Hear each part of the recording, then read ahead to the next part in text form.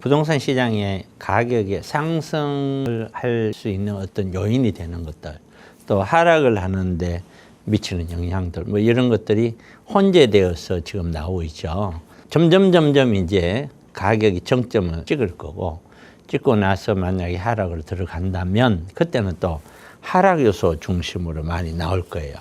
그래서 이런 이야기를 왜 먼저 드리냐면은, 부동산 투자는 우리 시청자분들이 하는 겁니다. 본인의 주관을 가지고서 움직이셔야 됩니다.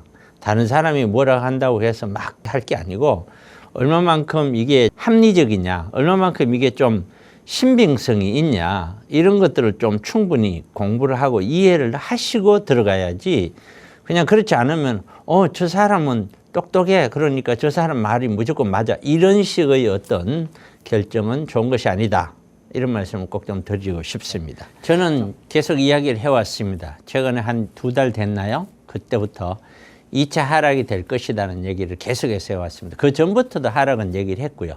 이제 조만간 2차 하락이 될 것이다, 저는 그렇게 생각을 하고 있습니다. 그래서 그런 하락에 대비를 해야 되겠죠, 2차 하락에 대해서.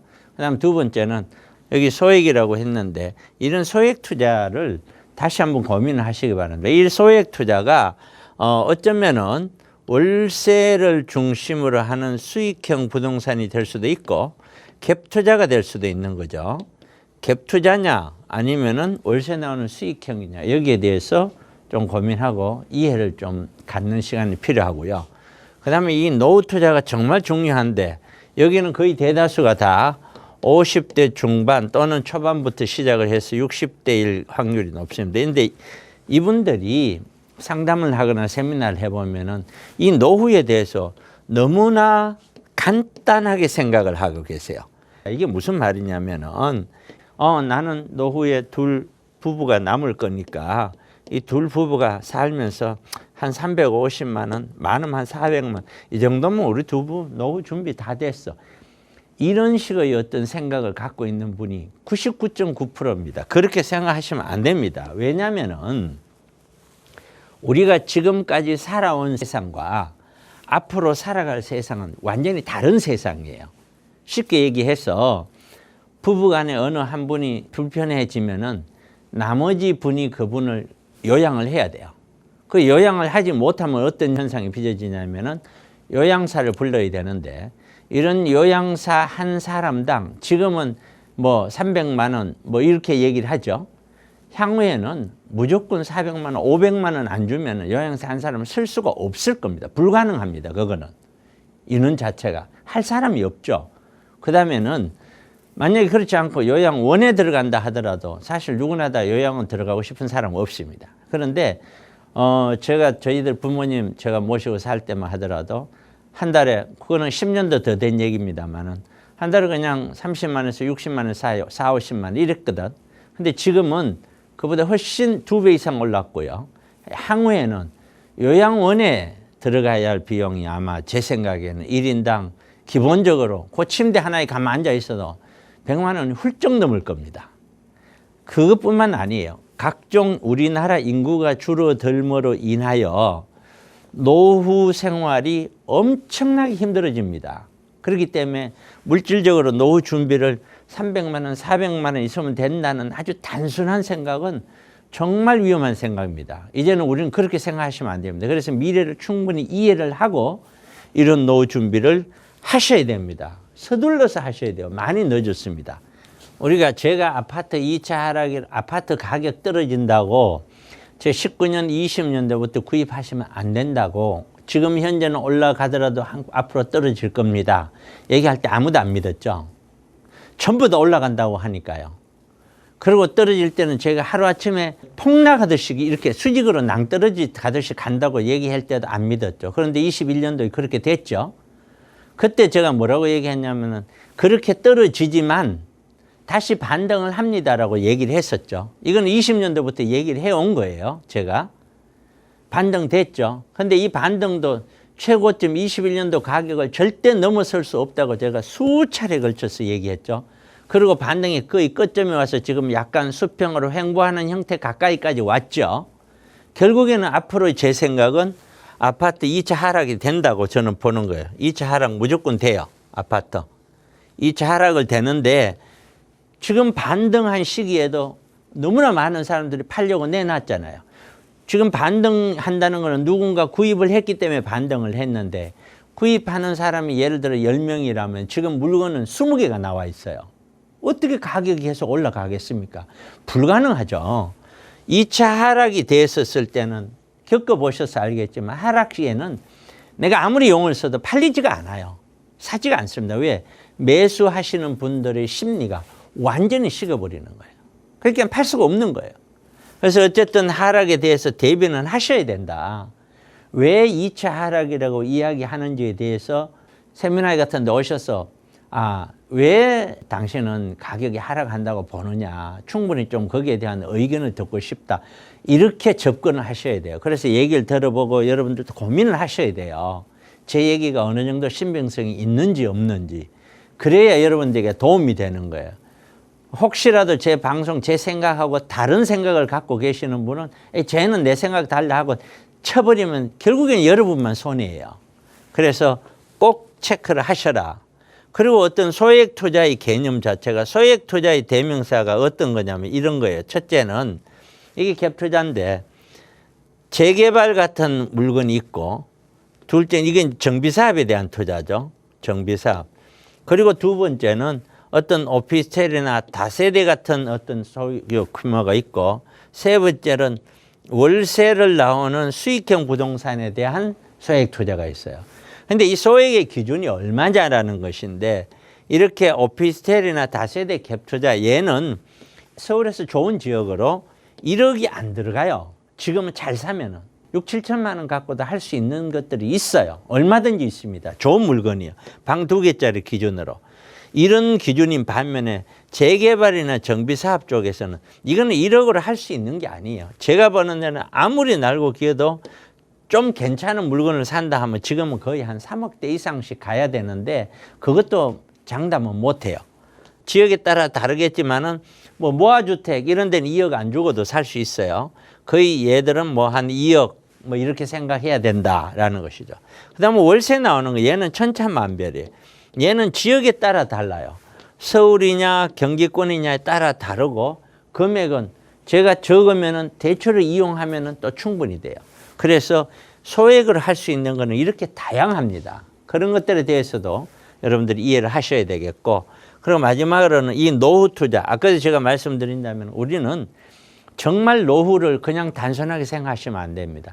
우리가 지금까지 살아온 세월은 정말 우리에겐 좋은 환경이었어요. 인구가 늘어나고 경제가 성장하고 자산 가치가 올라가고 그런데 이제 우리는 경제 성장이 거의 제로 베이스 내지는 1% 초저성장으로 가면서 인구가 이제 정점을 찍고 줄기 시작을 했다는 거예요. 그것도 급속도로 지금 아이들을 안 놓고 있다는 거예요. 그러면 얘는 지금 당장은 못 느끼겠지만 적어도 약 한 15년, 20년만 가도 느끼기 시작을 할 거라는 얘기죠. 느끼기 시작하면 이미 부동산은 늦었다. 손을 쓸 수가 없다는 거예요. 그거는.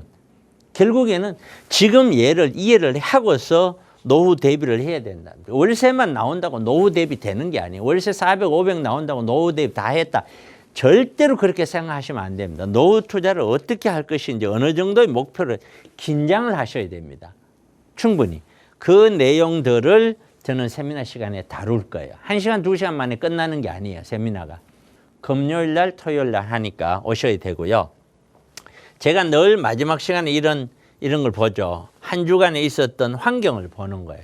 이 거시적인 환경을 보면서 부동산의 아파트 흐름을 예측을 해보는 거예요. 예측. 미국의 퇴사자가 확 줄었다. 고용시장이 냉한 때 지금 미국 고용은 굉장히 좋았잖아요. 그런데 보이는 내용들이 이직 수용고 실업률이 없고 경기 침체가 시작될 확률이 엄히 40%를 넘어갔다. 이 이야기는 일단 향후 미국의 경기가 나빠질 거야라는 것을 일단 우린 예상해 볼 수 있죠. 얘는 경기가 나쁘면 말이에요. 내가 먹고 사는 문제들이 더 불안해지기 때문에 돈이 있다고 해도 투자를 안 하게 돼요. 돈이 있다고 무조건 투자하는 게 아니에요. 그래서 일본이 잃어버린 20년, 30년 동안 경기가 나쁘니까 아무도 돈이 없어서 투자를 안 한 게 아니에요. 돈을 끌어안고도 투자를 안 하는 거예요. 미래가 불안하니까. 그래서 일본 도쿄에 있는 아파트 가격이 지금 서울 강남에 25억, 30억 가잖아요. 도쿄에 지금 15억, 16억 간단 말이에요. 그런 현상이 있는 거예요. 중국도 말이에요. 여자들은 집에서 아이 낳아라. 이게 무슨 얘기냐면은 시진핑이 중국 인구가 정점을 찍고 줄기 시작하니까 이제 큰일 난 거예요. 인구가 줄면은 중국 경제 성장률로 뭐 어떻게 해볼 방법이 없으니까 그만큼 다급하다는 거예요. 여자들은 밖에 나가서 일하는 것도 중요하지만 그보다 집에 가서 빨리 아이 낳는 것이 국가를 위해서는 그만큼 중요하다. 안 그러면은 이게 정말 어렵다. 인구 감소 대비 정책을 다전으로 우선으로 바꿀 수밖에 없고 우리도 무조건 이렇게 계속 가고 있는 거예요. 어느 정도까지 갈 거냐의 문제인데 제가 격하게 얼마 전에 그런 얘기를 했는 사람들이 있었어요. 막 사회적 지탄을 받았는데 저는 세미나에서 얘기를 합니다. 아이 한 명 낳으면 1억씩 줘라, 2억씩 줘라, 3명 낳으면 아파트 한 채씩 그냥 무조건 줘라. 막 이런 정도의 아주 극단적인 정도로의 어떤 호감을 주지 않으면은 절대 지금 젊은 층에서 아이를 더 낳는다는 보장을 할 수가 없어요.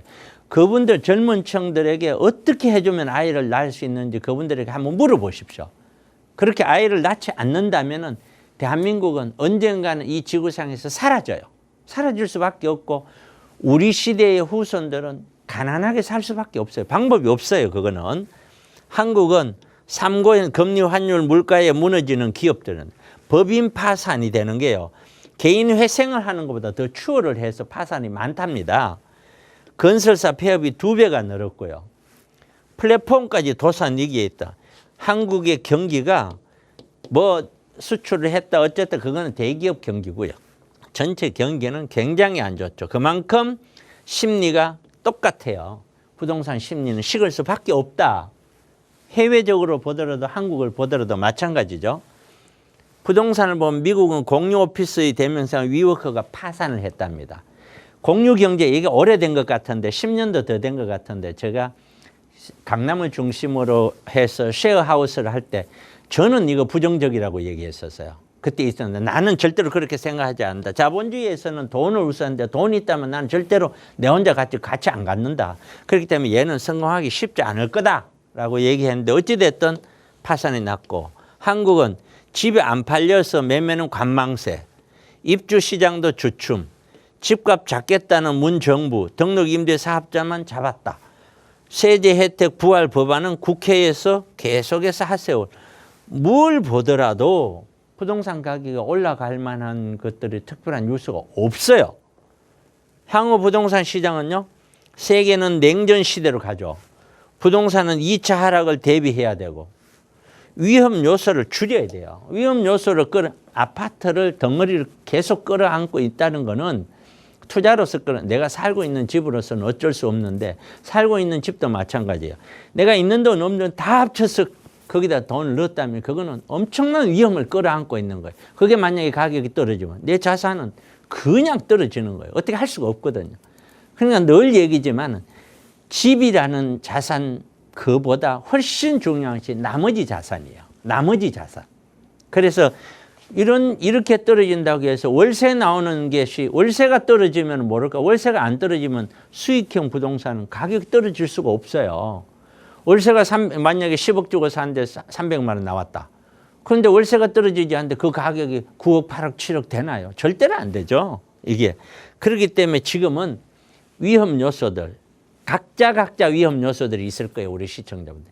그거를 줄이지 않으면은 향후에는 정말 어떻게 될지 모른다는 생각을 꼭 가져라. 이런 위기 상황을 좀 인지를 하셔야 된다. 가만히 앉아서 그냥 방송만 보고 그것만 한다고 되는 게 아니다.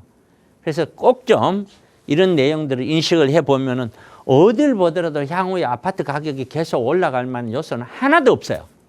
그러니까 꼭 세미나 오셔서 여러분들의 고민들, 미래 설계를 해 가시기 바랍니다.